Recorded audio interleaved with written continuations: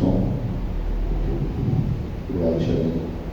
Eu já agradeço a direção de culto, agradeço os meninos do louvor, Pedinho, Pedro, Márcia, Tiene. Que Deus possa estar recebendo com a alma suave suas narinas, o nosso louvor, a nossa adoração. Amém? Boa noite, amada igreja. A graça e a paz do nosso Deus. Vamos estar dando continuidade à exposição na carta de Pedro, carta de 1 Pedro. Eu quero estar trabalhando nessa noite, falando mais sobre o impacto que essa carta nos traz em termos de aprendizado para uma vida diária, uma vida voltada, olhando para o autor e consumador da nossa fé, Cristo Jesus, observando que o que Pedro tem a nos ensinar para uma vida neste mundo.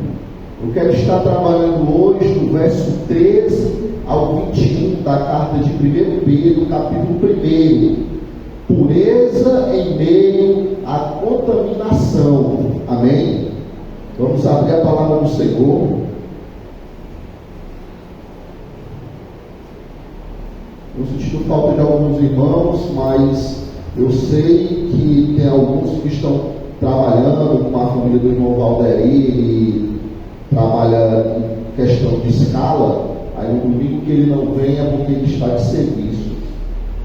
Continuando com nossas orações pela irmã Margarida também, pela sua recuperação. Hoje ela disse que precisou forçar um pouco mais, ela tinha voltado à sua rotina normal. Aí eu estava sentindo umas dorezinhas, ainda torceu o pé ainda ao descer a escada, vamos estar orando por ela, amém? Ontem tivemos a nossa igreja que esteve ali na Igreja Batista de Granja Portugal, comemorando ali 35 anos daquela igreja, lembrando também daquela igreja, e foi um momento muito bom, conversando com alguns irmãos, pregação maravilhosa, que nos trouxe ao entendimento de entender a justiça de Deus sobre a humanidade. Amém? Irmãos, também amanhã vamos ter um culto de mulheres aqui na nossa igreja. Aqui a Sociedade Feminina da nossa igreja convidada essa jovem para estar apresentando o livro dela numa palestra amanhã, que ela vai estar dando o seu testemunho. Esse livro conta um pouco da história de vida dela. Então vamos se fazer presente. Na ocasião ela também vai estar vendendo esse livro para que você possa se aperfeiçoar mais na palavra de Deus. A participação dela vai ser curta, porque também vai ter uma palestrão, uma pregadora naquela noite que vai estar pregando também. Amém? Vamos estar apoiando, vamos estar convidando pessoas amanhã às 19 horas, ok? O livro vai estar custando R$35. Amém? É esse preço, R$35. Ela fez um preço muito bom. Meus irmãos, a gente tem que ganhar esse hábito em nossa vida de estar tendo livros para o nosso crescimento espiritual. Deus deu conhecimento, sabedoria a homens e mulheres para estar nos formando nesse aspecto. Tem crentes hoje que têm a mente muito fechada, acham que o único livro que é para ler a Bíblia. É claro e evidente que esse é o manual do cristão, sem dúvida nenhuma. Mas tem muitos livros de autores bons que nos ajudam a crescer diante de Deus também. Amém? Dito os avisos, terça-feira temos culto de doutrina. Quinta, o grupo de oração se reúne aqui também para orar ao nosso Deus. Diz assim a palavra do Senhor aqui na carta de 1 Pedro, capítulo 13, verso 21. Estão comigo, igreja? Amém. Diz assim: por isso, preparando o seu entendimento, seja sóbrios e esperem inteiramente na graça que lhe está sendo trazida, na revelação de Jesus Cristo. como filhos obedientes. Não vivam conforme as paixões que vocês tinham anteriormente, quando ainda estavam na ignorância. Pelo contrário, assim como é santo aquele que os chamou, seja santo vocês também, em tudo o que fizerem, porque está escrito: sejam santos, porque eu sou santo.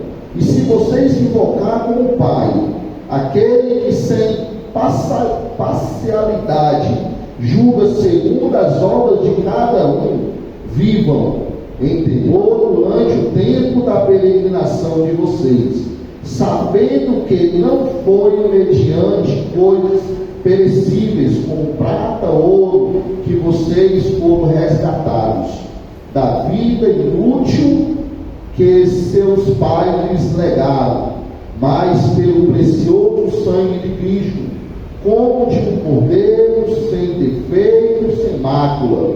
Ele foi conhecido antes, manifestado nestes últimos tempos, em favor de vocês. Por meio dele, vocês creram em Deus, o qual ressuscitou dentre os mortos e lhe deu a glória, para que a fé e a esperança de vocês esteja em Deus. Oremos. Ó Deus amado, Pai bendito, diante de nós, ó Deus, está aberta a tua santa palavra, pois nos revela, ó Deus, ela na medida da tua vontade. Abre o nosso entendimento e compreensão para entender, ó Deus, o que tu requer de cada um de nós. Nos conduz, ó Deus, para uma vida, Senhor, olhando para o autor e consumador da nossa fé, Cristo Jesus, e olhando para a nossa moradia dos céus. É o que eu te peço, é o que a tua igreja te pede, em nome de Cristo Jesus. Amém. Irmãos, podem sentar. Irmãos, na primeira sessão deste capítulo, Pedro enfatiza a importância de caminhar em esperança. Vimos isso aqui na carta de 1 Pedro, do capítulo 1, do verso 1 ao 12. Pois aqui agora a sua ênfase para nós entendermos, a sua ênfase maior agora é sobre caminhar em santidade. Algum tempo atrás eu trabalhei um pouco desse trecho aqui, dessa mesma passagem, falando da importância do sangue de Jesus em nossa vida, que não se compara nem com ouro e nem com prata. E essa noite eu quero estar falando sobre a pureza em meio à contaminação, uma busca por santidade nesse mundo tão contaminado. As duas coisas andam juntas, tanto a pureza como a esperança. Se queremos ter uma esperança em Cristo, temos que ter uma vida pura, uma vida santa, uma vida que olhe para o autor e consumador de nossa fé. Lá em 1 João capítulo 3, verso 3, diz assim: a si mesmo se purifica todo que nele tem esta esperança, assim como ele é puro. Aqui nos mostra a pureza de Cristo. Então, se nós somos imitadores de Cristo, filhos de Deus, então temos que ter esse pensamento voltado para a nossa própria vida, uma pureza. O significado da raiz do termo traduzido por santo é alguém que é diferente. Já ouvimos várias vezes essa colocação. Como pode um querer ser melhor, um crente querer ser melhor, mais santo, um comedor de arroz desse, um comedor de feijão desse? Uma pessoa santa não é esquisita, mas sim ela é diferente, porque ela tem que ter um pensamento voltado para as coisas de Deus. Sua vida possui uma qualidade distinta. O seu estilo de vida no presente não é apenas diferente da forma como ele vivia no passado. como também é diferente do estilo de vida dos incrédulos ao seu redor. Temos que ter esse pensamento. Somos verdadeiramente diferentes. Não podemos querer ser igual aos padrões humanos. O termo santificação significa separar-se, consagrar-se. É um processo que leva o crente a tornar-se uma pessoa dedicada, santa, envolvida no que diz respeito a Deus, envolvida com as coisas de Deus. Então não podemos verdadeiramente ser iguais, de jeito nenhum. E hoje o que tem acontecido é o mundo adentrando dentro da igreja, e com isso adentra dentro dos nossos lares. É achar o normal, é achar as vestes parecidas, um estilo de música parecido, caminhar parecido, e não é. Verdadeiramente os nossos filhos têm que ter outros padrões. Se nós somos filhos de Deus, então temos que ter outros padrões. Assim como Deus na antiga dispensação separou pessoas, animais, objetos, até mesmo lugares para o seu serviço, na nova dispensação, que é a igreja do Senhor, Ele consagra o crente para si mesmo. Nós somos consagrados para o Senhor, separado do pecado, separado das coisas desse mundo. A vida de santidade de um cristão parece estranha para os perdidos, parece estranha. Sempre vamos encontrar alguém dizendo isso, que nós somos estranhos, mas esse estranhismo é para a glória de Deus. Se alegre quando disserem que você é estranho. Esse menino é estranho, na faculdade, no curso, no trabalho. Eu escuto isso dos meus pais. Às vezes tu é muito estranho. Tu já está dentro da igreja direto, não pode faltar um dia. Eu, para a glória de Deus, eu sou estranho para o mundo. Eu sou peregrino, eu estou aqui só de passagem. Aqui não é minha moradia. Aqui não é a sua moradia. Aqui em Pedro, capítulo 4, nessa mesma carta que estamos vendo, no capítulo 4, no verso 4, diz assim: eles acham estranho que vocês não se lancem com eles na mesma torrente de imoralidade. Por isso os insultam. Por isso que nós somos insultados. Por isso que ele nos aponta. Porque verdadeiramente nós somos estranhos, diferentes para a glória de Deus. E nós não nos contaminamos com as suas imoralidades. Ele não consegue nos enrolar na sua imoralidade. Temos que ter esse pensamento. Somos verdadeiramente diferentes, mas não é estranho para os outros cristãos. Nós não podemos ser estranhos para os outros. No entanto, não é fácil viver neste mundo e continuar andando em santidade. É difícil. Eu sei que é difícil.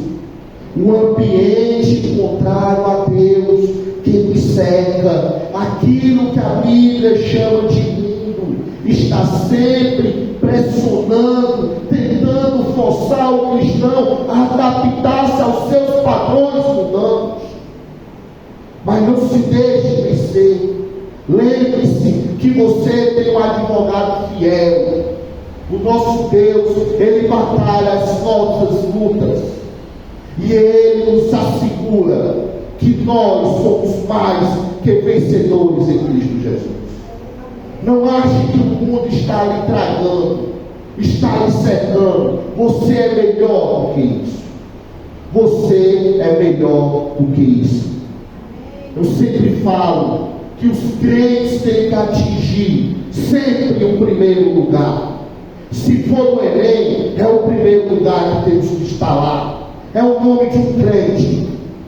Se for no concurso, temos que está entre os 10 melhores, porque nós servimos a um Deus fiel.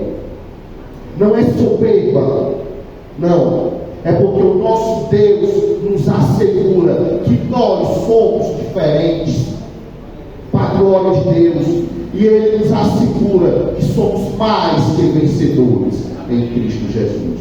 Os nossos filhos têm que ter padrões diferentes. Ser santo ao Senhor é um privilégio que todo salvo deve experimentar. Aqui na carta de 1 Pedro, no capítulo 1, verso 16, diz assim: porque está escrito, sede santos, porque eu sou santo. O nosso Deus, Ele é santo. Não nos santifiquemos a Deus porque estamos em busca de algo. Tem pessoas que acham que só tem que buscar uma vida de santidade quando colocou algo na mão do Senhor e está orando para receber aquela bênção. Já viu isso? Tem pessoas que passam a semana, tá numa batalha espiritual, orando a Deus ali, uma batalha espiritual, passa a semana escutando louvor, orando, jejuando, santo. Não briga com os filhos, não, essa semana eu estou me consagrando. O crente, ele tem que ter uma vida de consagração constante. Não ache que temos que ter uma vida de santidade só quando estamos buscando algo de Deus, mas nós temos que nos santificar a Deus, porque deles temos recebido tudo. Do nosso Deus temos recebido tudo.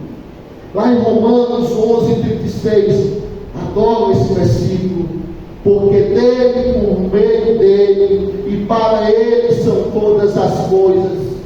A Ele a glória, pois eternamente. Amém. Tudo é dele,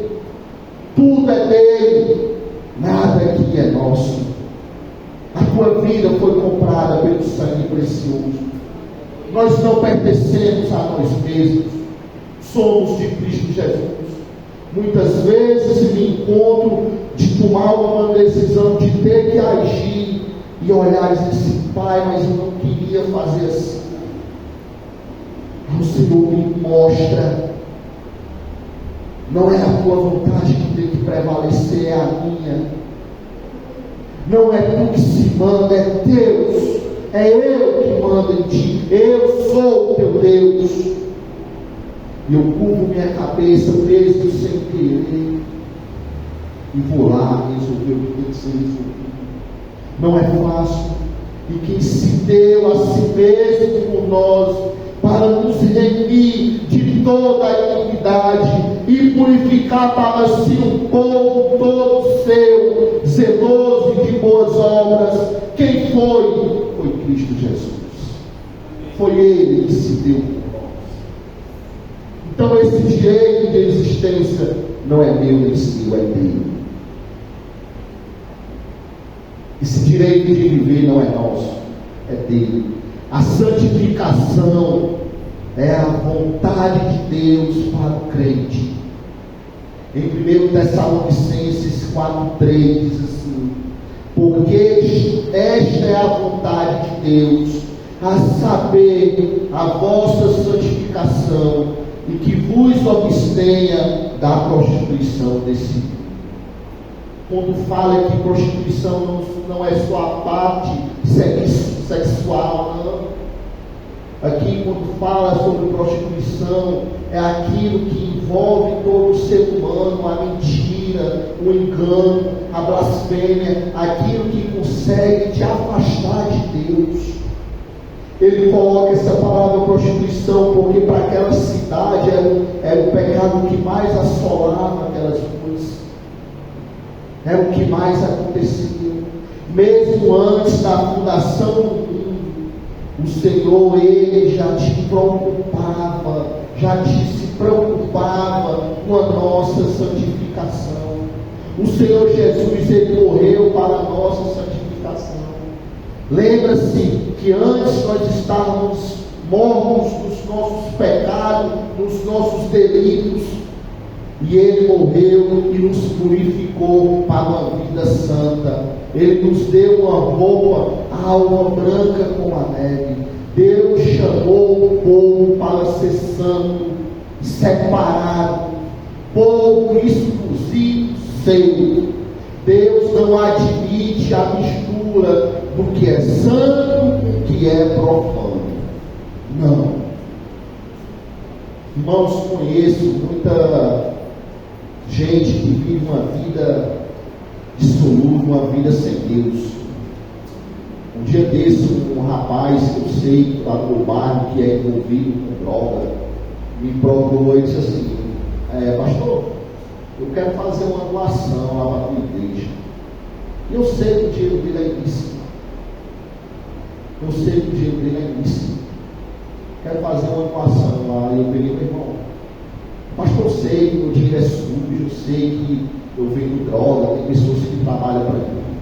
Mas eu quero, meu irmão. Sabe o que é que Deus quer de ti? Ele não quer de ti. Sim, mas a mãe disseram que a igreja lá é bem miudinha. Mas ela é do Senhor. E tu sabe quem é Ele? Se é Ele, depois quem é Ele? Me disseram aí: Deus é o que criou tudo. Então não pode ser pequeno. Então não pode ser pobre. Então tu acha que Deus, com todo respeito, tu acha que Deus quer teu dinheiro? Não. Deus quer teu dinheiro. Isso é o que importa para Ele. É tu reconhecer o que Ele fez contigo. Mas o nosso Deus, Ele é o Deus do ouro e da prata. Tudo isso aqui é dele. E Ele não quer. Daqui Ele só vai voltar para buscar a sua noiva, a sua igreja. E se você fizer parte desse elo de compromisso para com Deus, você vai para uma terra santa. Se não, pastor, tá bom, vamos nos visitar. Vamos ver. Quando ele que o pastor aí com um carinho grande por mim, me conheceu antes de eu ser crente, antes de eu ser pastor. Mas as pessoas olham para a igreja do Senhor e veem maneiras diferentes. Pois o que é santo não se mistura com profano, não se mistura. Quem quiser viver em comunhão com o Pai, com o Filho e com o Espírito Santo, deve renunciar aos prazeres do pecado e tornar-se santo. Deve renunciar aos prazeres desse mundo. A minha família toda é descrente, na parte dos pais, toda. A não ser minha avó, graças a Deus, é uma pioneira. Eu e minha irmã conheci Jesus. Minha avó tem 93 anos. É isso mesmo? 93 anos. Minha avó, firme.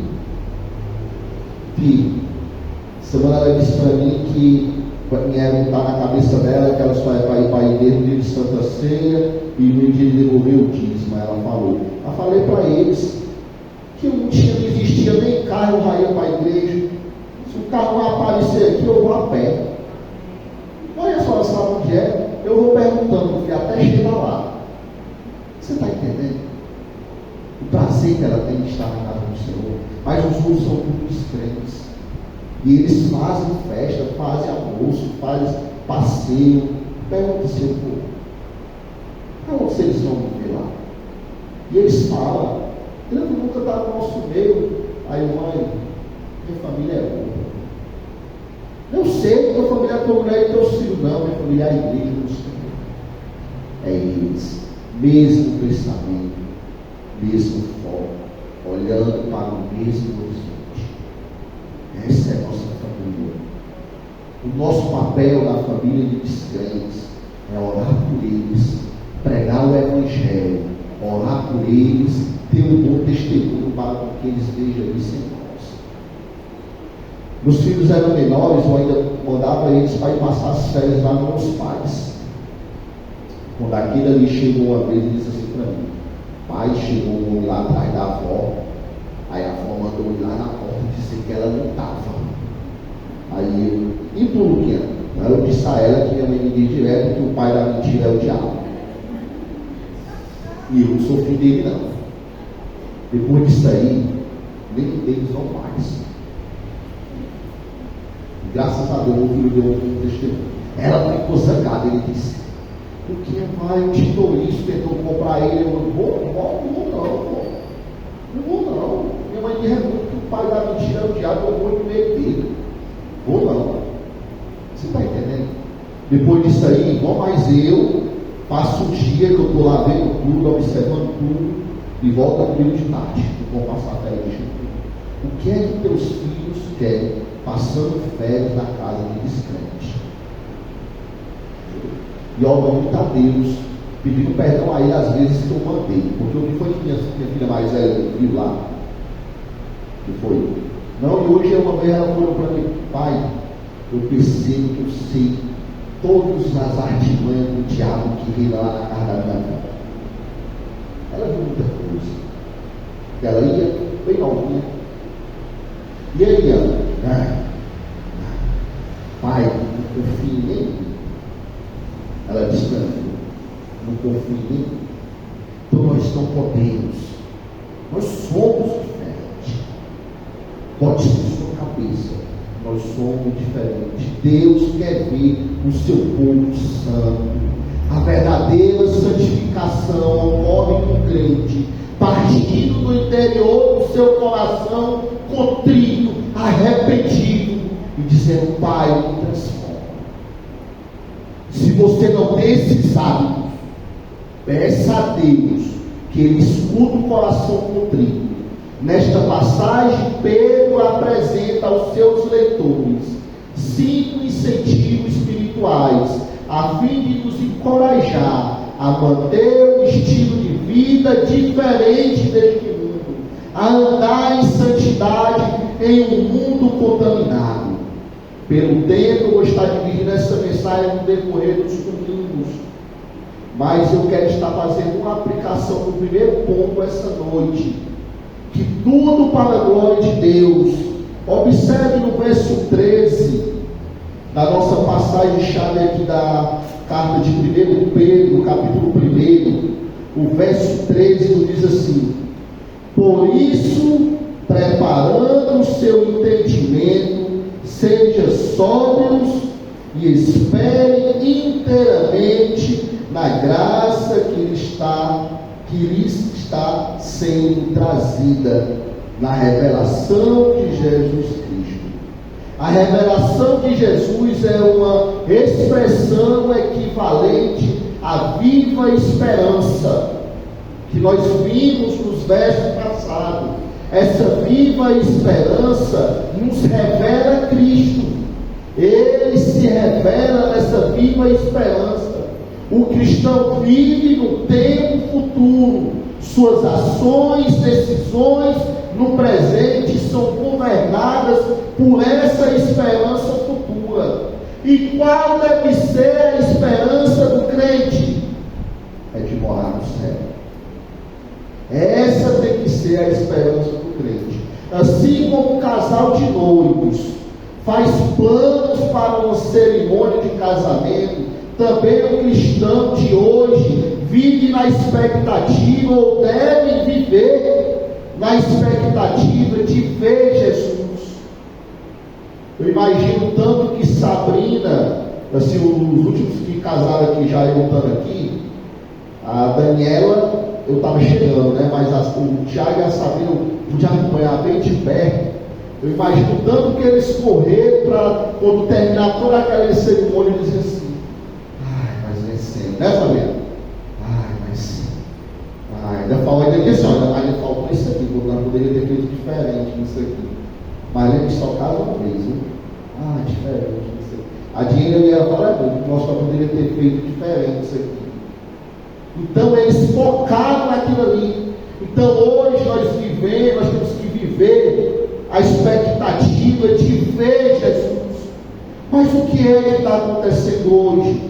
É assim? Não. Os crentes estão vivendo com medo de morrer, com medo de dizer: Maranata, hora vem, Senhor Jesus, porque não tem a certeza se vai para o céu, não tem essa certeza. Então nós temos que viver olhando. Hoje eu vejo muitas pessoas apavoradas com a guerra.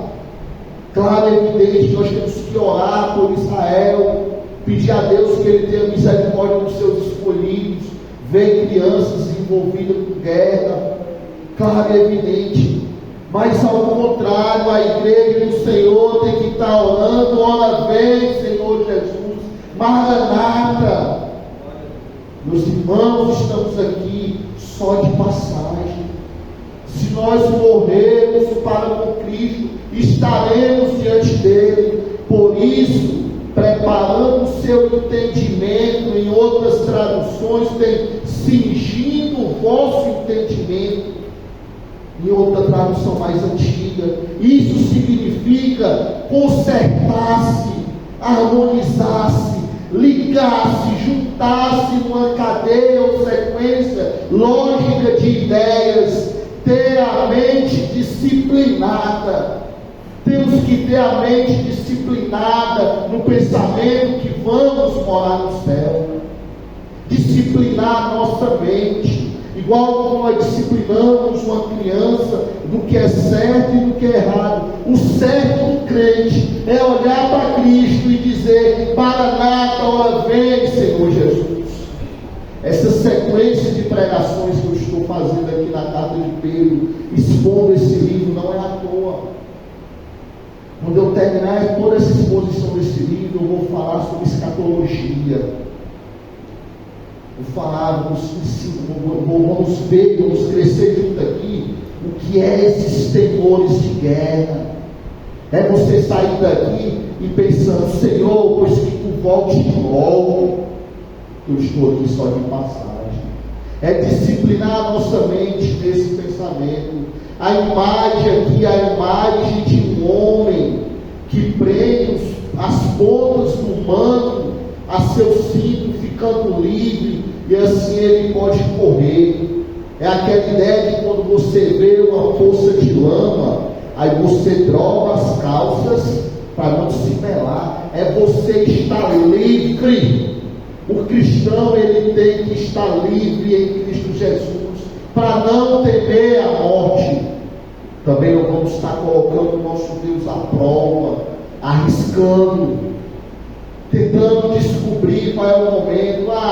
Se eu estou com Cristo, vou me jogar aqui na Zé Baixo, nesse horário de 6 horas, e nenhum carro vai me pegar. Não, não é isso. É você ter a segurança que você é um salvo em Cristo Jesus, que tu tem uma vida purificada, que tu és santo. Ao pensar na volta de Cristo, o crente tem que viver de acordo com essa realidade, que Cristo vai voltar para buscar a sua noiva, a sua igreja, e somos nós.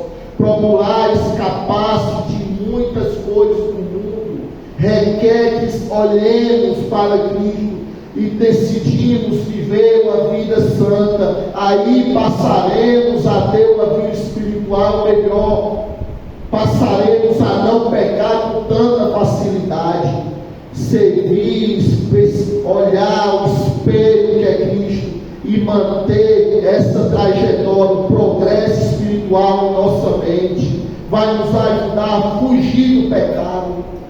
Se nós botarmos em nossa mente, disciplinarmos a nossa mente, que estamos aqui só de passagem, então vamos estar sempre voltando os nossos aprendizados para as coisas de Deus e para uma vida melhor com Cristo. Mas se nós imaginarmos que Cristo vai custar, já deu 20 anos de crente, você vai começar a relaxar, você vai baixar o escudo e o inimigo vai atacar. Temos que estar sempre com o escudo de pé, a armadura e a espada preparado, porque esse mundo ele não deixa de nos atacar. Ele tem se levantado para isso, e cada dia mais, igreja, vai ficar mais nítido esses ataques.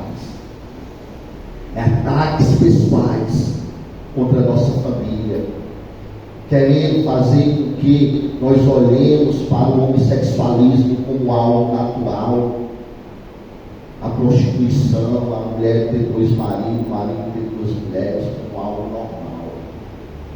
como se a mentira fizesse parte de nossa existência. Sempre vai a mentira ao diabo. Sempre. Mas tem gente que gosta de criar essas mentiras de estimação, esses pecados de estimação. É possível que Pedro tenha tomado essa ideia emprestada da ceia de Páscoa. Vocês lembram que quando eu falei da ceia da Páscoa, dá a entender que o Pedro fala lá no verso 19 sobre o cordeiro da Páscoa, e ali os hebreus tiveram de comer a primeira refeição da Páscoa às pressas, prontos para partir. Pois tenha esse pensamento em mente, faça as coisas com pressa, pouco para partir, porque nós estamos aqui só de passagem. Não se apegue às coisas desse mundo. Pastor, mas o conforto temos que ter. Pastor, eu estou na expectativa de Cristo voltar. Eu ia comprar uma Hilux, mas nesse pensamento eu vou comprar um Fusquinha. E é teu. Tu está apegado a quê? Compra o melhor. A palavra do Senhor nos ensina que nós vamos comer o melhor dessa terra, porque nós somos mais que vencedores em Cristo Jesus. Nós somos mais que vencedores. Então pense nisso. A perspectiva determina o resultado. A atitude determina a ação. O cristão com os olhos voltados para a glória de Deus tem mais motivação para obedecer no presente do que o cristão que ignora a volta do Senhor. Se tu tem um pensamento, a mente disciplinada, que Cristo vai voltar, tu se torna mais obediente. Hoje eu não vou para o culto não, mas se tu tem a mente disciplinada, vai dizer, hoje eu vou para o culto. Olha que o Senhor volta, é bom que Ele me encontre aonde? A sua casa. Não é verdade? Não é verdade? É bom que Ele me encontre aonde? Na sua casa. Eu sei que não importa onde eu esteja, eu sei que eu vou, mas é bom que Ele me encontre aqui, obediente e fiel. Não é verdade? Obediente e fiel. É o melhor local onde o Senhor pode nos encontrar aqui. Onde Ele vai encontrar a melhor adoração do Tiaguinho é quando Ele está aqui. A melhor adoração do Pedro é quando Ele está aqui tocando. Na casa do Senhor. Então é bom que Ele nos encontre aqui. Se nós temos a mente olhando para o autor e consumador da nossa fé, nós nos tornamos mais obedientes. O contraste, a ilustração da vida de Abraão e de Ló nos traz um exemplo muito grande. Uma vez que Abraão tinha os olhos da fé voltados para a cidade celestial, não estava interessado em propriedades aqui na terra. Vocês lembram na ocasião lá em Gênesis 12 até o capítulo 14, Abraão se desentende com seu sobrinho Ló. Aí naquela ocasião eles criavam os bichos tudo juntos e tinha várias terras. Aí Ló estava preocupado com a divisão. Aí Abraão, como tinha a mente disciplinada, olhando para o autor e consumador, que era Deus, sabia que estava aqui só de peregrino, olhou para Ló e disse, pois escolhe os melhores animais, os que tu quiser. Aí Ló olhou e viu que o que era mais era uma cor. Aí ele disse, eu quero todos que são isentos, todos que são pretos, porque era mais. Aí Abraão, pois leva todos. Então aí, e a terra que eu vou? Escolhe também. Aí Ló olhou, viu uma devastão verde. Eu quero aquela que está mais verde, onde os bichos vão se alimentar melhor. Aquela ali está mais seca. Pois vai. Foi o que Abraão disse. Para onde foi que Ló foi? Para Sodoma. Porque ele olhou e não olhou para o autor consumador da fé. Ele estava querendo colocar sua confiança nas coisas desse mundo. E como foi o fim de Ló? Bens destruídos, famílias destruídas, cidade destruída. E Abraão se cumpriu a promessa de Deus na vida dele. Se cumpriu a promessa. Ló, do outro lado, havia provado os prazeres do mundo do Egito e aos poucos se moveu em direção a Sodoma. Abraão trouxe bênçãos para o seu lar, mas Ló trouxe julgamento. A perspectiva determina o resultado. A mente não deve ser apenas disciplinada, mas também sóbria. Ser sóbrio significa ser calmo, estável, controlado, ponderar as coisas. Quem está com a cabeça no lugar, que não deixa as coisas lhe tirar do eixo, que não se encontra sob o efeito de algo que drogue seus pensamentos. Então, se o crente tem a mente disciplinada no Senhor, que Cristo vai voltar para buscar a sua igreja, nada vai ludibriar a sua mente, vai lhe enganar, porque ele tem os pés fixados na terra prometida, não neste mundo. Ele tem um olhar voltado para Deus, não as coisas deste mundo. Então, para encerrar essa primeira parte, mantenha o foco. Temos que ser comparado com os pensamentos de Cristo, ter a serenidade de Cristo. Cristo, desde o começo de sua vida que termina, ele sabia que a sua moradia não era aqui. Ele sabia. Ele viveu neste mundo, mas ele sabia que tinha vindo para obedecer a Deus acima de tudo. Infelizmente, algumas pessoas empolgam-se com os estudos proféticos e perdem o equilíbrio espiritual. O fato é de que Cristo está voltando. Deve ser um incentivo a ter calma e tranquilidade. O pensamento é esse, que Cristo está voltando. Então tenha uma vida disciplinada, dedicada às coisas de Deus. Lá em 1 Pedro, capítulo 5, verso 8, diz assim: sede sóbrios e vigilantes. O diabo, vosso adversário, anda em derredor como um leão, ruge procurando alguém para devorar. Sede sóbrios e vigilantes. O crente tem que andar vigilantes e entender: estamos aqui só de passagem. Amém? No decorrer dos domingos vamos estar aprendendo mais sobre essa passagem, vendo mais sobre esse texto. Sede sóbrios e vigilantes. Vamos ficar de pé e orar o nosso curso.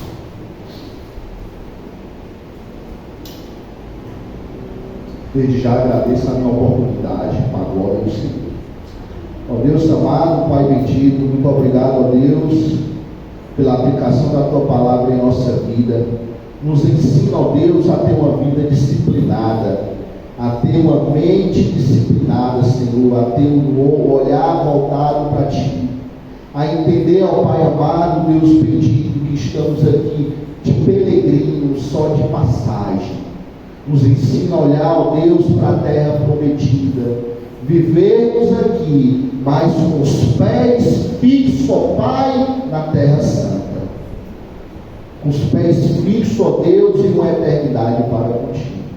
Nos leva para os nossos lares em paz, nos dá uma semana, ó Deus, de paz e tranquilidade, e nos ensina, ó Deus, a Te obedecer e a Te buscar acima de tudo. E que a graça de nosso Senhor Jesus Cristo, o amor de Deus o Pai e a comunhão do Espírito Santo esteja sobre todos vocês, hoje e sempre. E a igreja do Senhor diz: Amém. Amém.